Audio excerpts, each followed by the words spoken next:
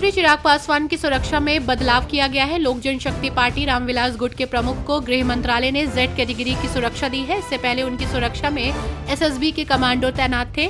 Z category की सुरक्षा देश की तीसरी सबसे हाई लेवल की सुरक्षा है। इसमें कमांडो और पुलिस कर्मियों के साथ 22 सुरक्षा कर्मी शामिल होते हैं। हरियाणा विधानसभा चुनाव जीतने के बाद बीजेपी लगातार तीसरी बार सरकार गठन की प्रक्रिया में जुट गई है। 16 अक्टूबर को विधायक दल की बैठक में मुख्यमंत्री का फैसला करेंगे।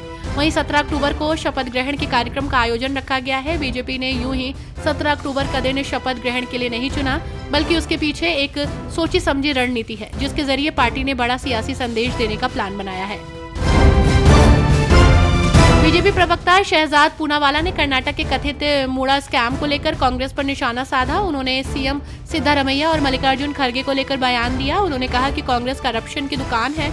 उन्होंने अपना गुनाह कबूल कर लिया, लेकिन जमीन वापस कर देने से इन्हें क्लीन चिट नहीं मिल जाएगी। हरियाणा में कांग्रेस की हार को लेकर भारतीय किसान यूनियन के अध्यक्ष गुरनाम सिंह चठूनी ने भूपेंद्र हुड्डा पर बड़ा हमला बोला। उन्होंने कहा कि मैं मानता हूं कि भूपेंद्र हुड्डा काफी मूर्ख है। हरियाणा में कांग्रेस के पक्ष में जो माहौल बना वो हमने बनाया। विधानसभा चुनाव में केवल 1170 वोट पाने वाले चठूनी ने कहा कि कांग्रेस की हार का सबसे बड़ा कारण है कि उसने कोई समझौता नहीं किया और कांग्रेस ने सब कुछ उन पर छोड़ दिया। उत्तर प्रदेश के विकास राज्य मंत्री और बीजेपी नेता संजय सिंह गंगवार ने नौगवान पकड़िया में 55 लाख रुपए की लागत से बनी कान्हा गौशाला का उद्घाटन किया।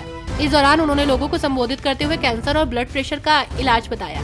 इसके साथ ही उन्होंने मुसलमानों से भी ईद पर गौशाला आने का आग्रह किया।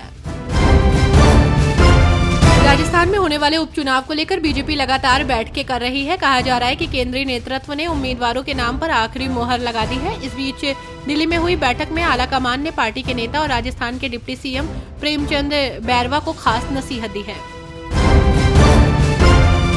कोलकाता के आरजीकर अस्पताल की घटना के बाद से पश्चिम बंगाल में स्वास्थ्य व्यवस्था की हालात ठीक नहीं है।